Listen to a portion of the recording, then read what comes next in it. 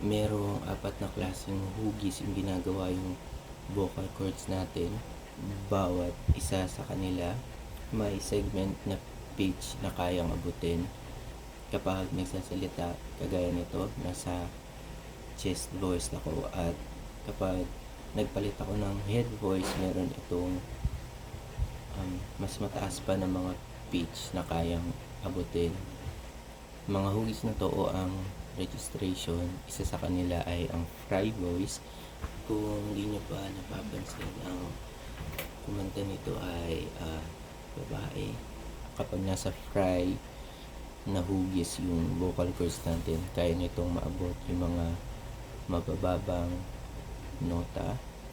At kapag sinubukan mong paghaluin yung chest voice at yung head voice, magre-resulta ito ng mixed voice na kung saan yung timbre niya ay hindi ganun ka-tining kagaya ng head voice, at hindi rin siya ganun kabuo. At pwede mo rin itong gawin sa fry voice at chest voice, na kapag pinagsama mo yung fry voice at yung chest voice, magkakaroon ito ng malamig pakinggan na timbre. Para sa unang verse, B chord. Pero pag i-arpegiate natin siya, sa left hand, sa right hand naman, pababa. Sa right hand, pababa.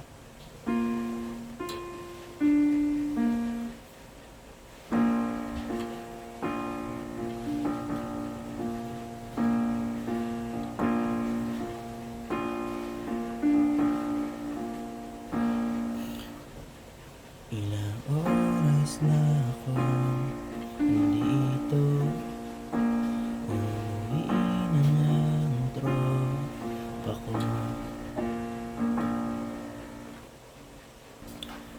So, para sa pre-chorus, yung chord ay G, F, at E.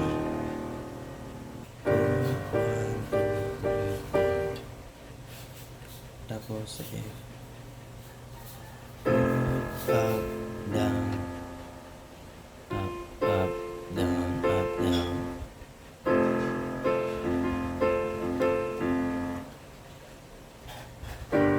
Sa likod ng tanawin, tila may tumatawag sa'kin. Di ko na namalayan, papalapit na pala hakbang. Sa dulo merong nag-add ng D. Tapos sa chorus naman ay B chord, pero mag-add ng 7, E7, tapos F, B, C, F, D, E, E flat. Para sa E chord,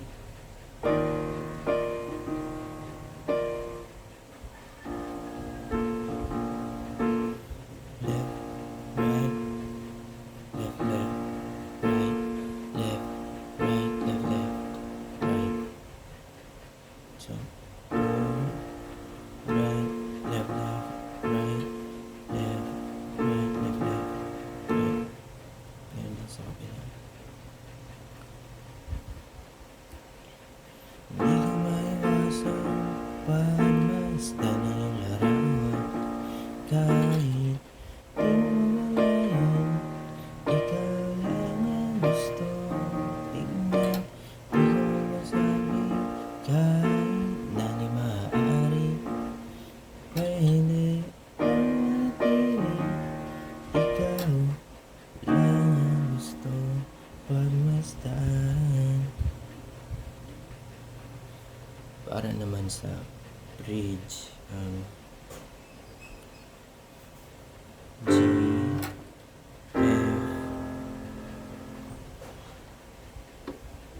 F, G, F, E, gaya ng kanina.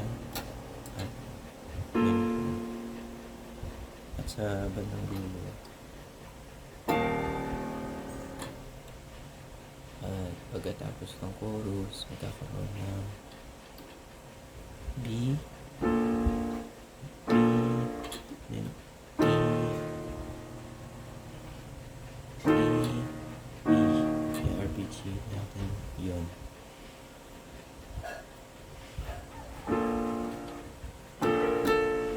B,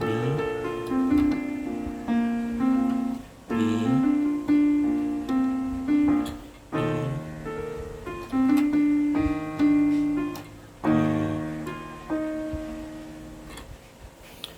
pag pinagsama lahat, ganito yung magiging yung kalalabasan.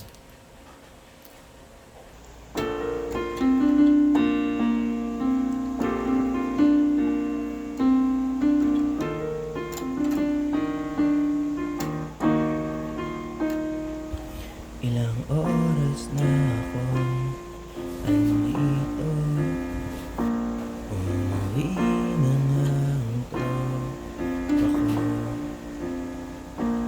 Sino ba naman kasi mag-akala sa larawan ay matutulala? Sa likod ng tanawin, tila may tumatawag sa'kin.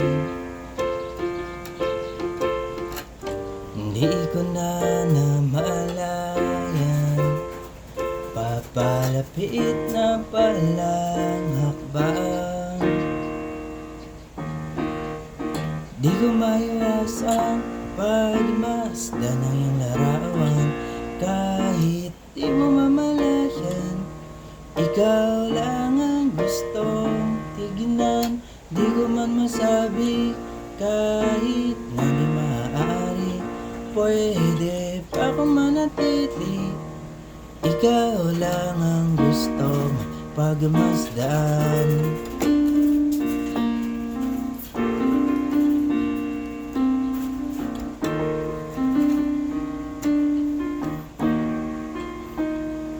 Tinatawag na ako ng iyong anino, naririnig ko rin ang boses mo.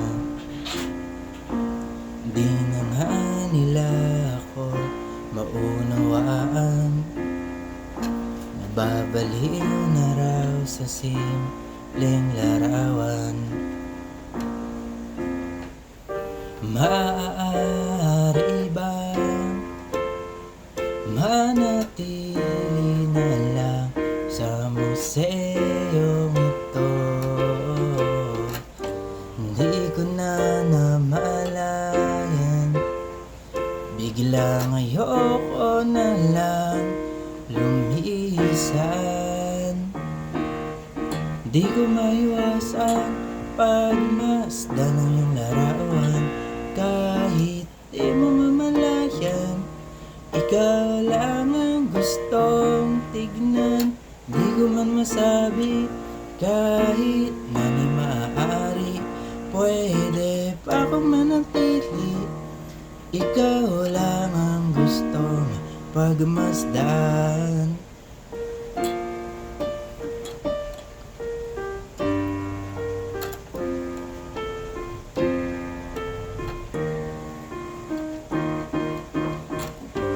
Kay sarap pagmasdan, kahit na ilang araw, taon at buwan. Hindi man maintindihan ng iba, tila ako'y nakaramdam ng mahika. Di ko maiwasang pagmasdan ng iyong larawan. Kahit di mo mamalayan, ikaw lang ang gustong tignan. Di ko man masabi, kahit na di maaari, pwede pa ako manatili. Ikaw lang ang gustong pagmasdan